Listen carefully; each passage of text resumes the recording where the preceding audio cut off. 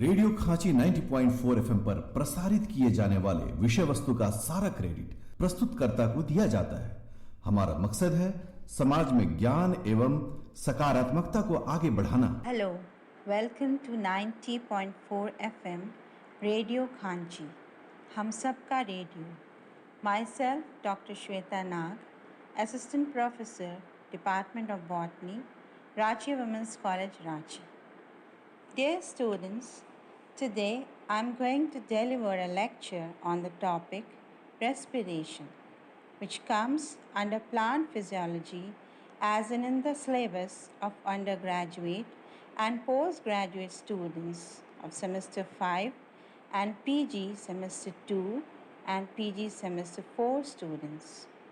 You can take reference from book like Plant Physiology and Biochemistry of H.S. Srivastava and V.K. Jain. You can also search in S. Chand publications. So every organisms, whether plants or animals, respire to stay alive and gain energy to do all the metabolic activities of life. For our survival, we need food and oxygen which we get from green plants as they prepare their own food through the process photosynthesis, which is a physiological process of utmost importance, as food and oxygen, which is important for our survival, is produced by this process. And in turn, that food which we gain, that is glucose, is oxidized or broken down to yield carbon dioxide and water, and energy is evolved. That energy is used to perform all the vital life processes to survive on the planet Earth. So, respiration may be defined as the oxidative degradation of organic compounds to yield useful form of energy. The energy liberated is usually stored in the form of high energy molecules, adenosine triphosphate, that is ATP, which are regarded as an energy currency of any living cell. These molecules are used up for driving various energy requiring reactions.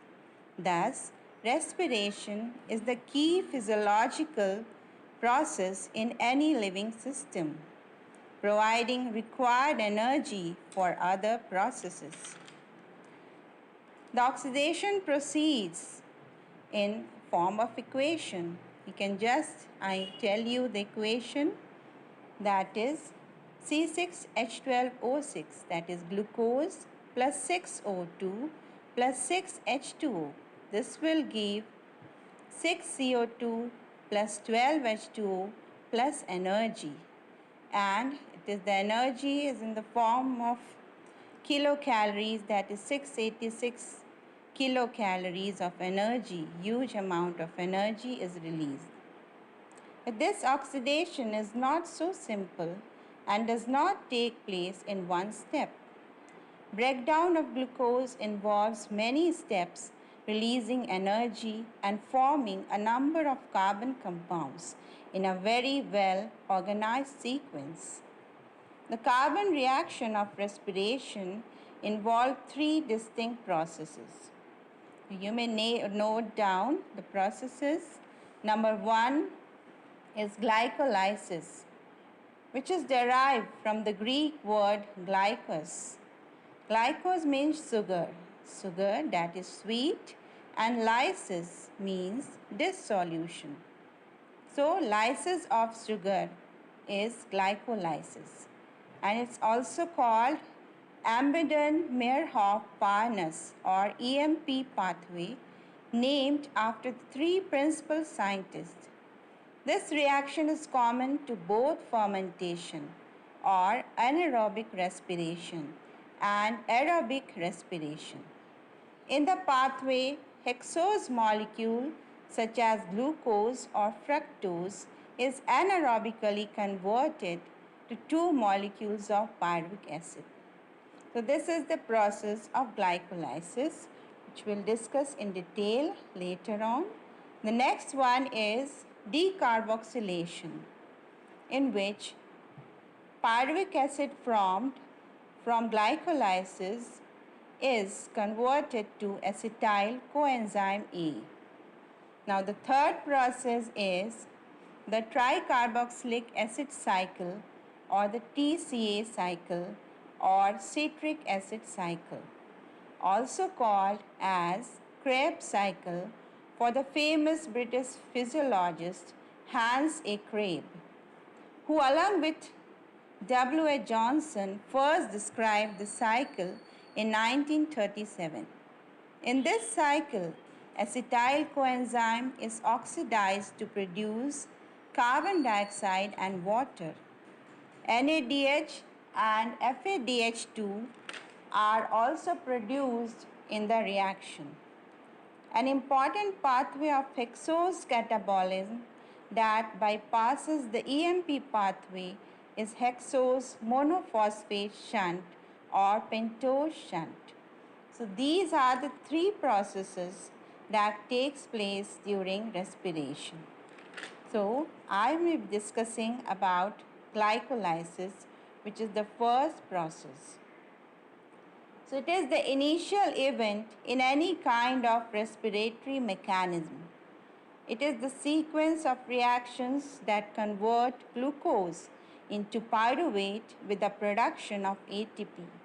The storage carbohydrates such as sucrose and starch, which serve as normal substrates for respiration, are hydrolyzed by the appropriate enzymes to their monosaccharide units, glucose and fructose. The reactions of glycolysis start with glucose or fructose and operate throughout in the cytosol. In the first step, just note down, glucose is phosphorylated to produce glucose 6-phosphate by the enzyme hexokinase.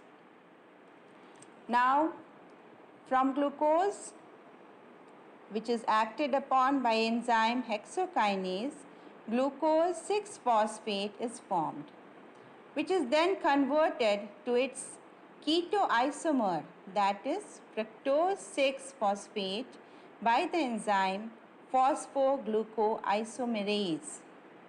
Now, fructose 6-phosphate is phosphorylated to form biphosphate derivative of fructose by the enzyme phosphofructokinase. Now you see from glucose 6-phosphate, the another molecule that is formed is fructose 6-phosphate and is acted upon by the enzyme phosphofructokinase. Now in the next step, fructose 1,6-biphosphate is cleaved by the enzyme aldolase into 2-triose phosphate, a molecule of glyceraldehyde 3-phosphate, also known as GAP, and a dihydroxyacetone phosphate molecule. Dihydroxyacetone phosphate and GAP are in equilibrium through the enzyme triose phosphate isomerase. So this is the another step. Now, in the subsequent reaction after this, the enzyme glyceraldehyde 3-phosphate dehydrogenase catalyzes the oxidation of 3-phosphoglyceraldehyde to 1,3-biphosphoglyceric acid. This reaction requires inorganic phosphate and reduces NAD+ to NADH.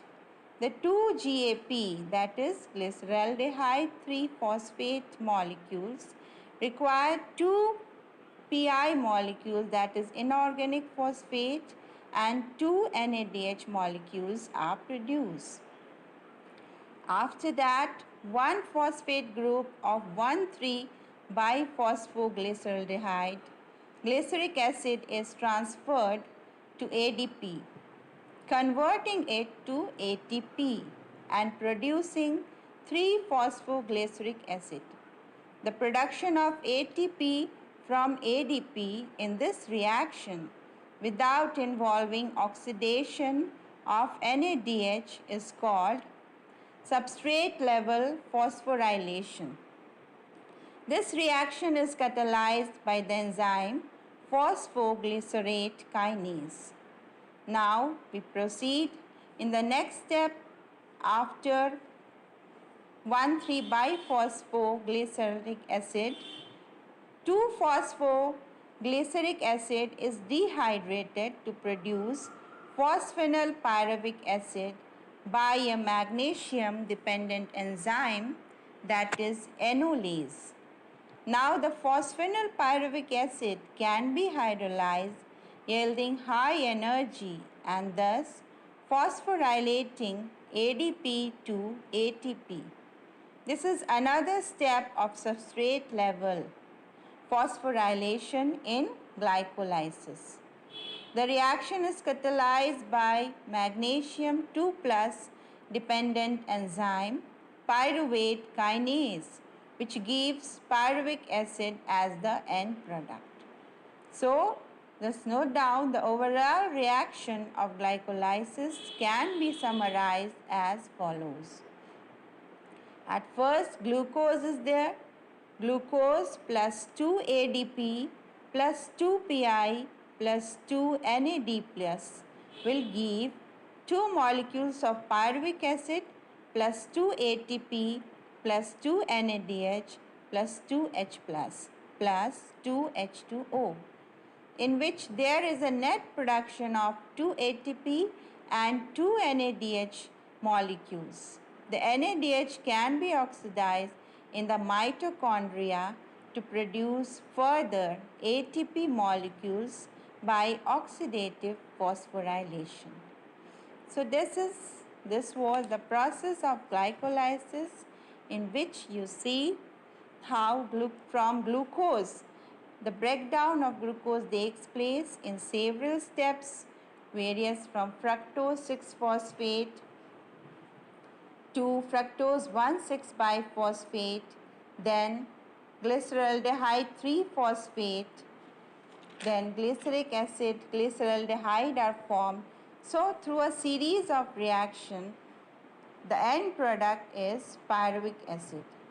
So pyruvic acid is formed. It is then further decarboxylated in the coenzyme A reactions, and then the tricarboxylic acid cycle proceeds.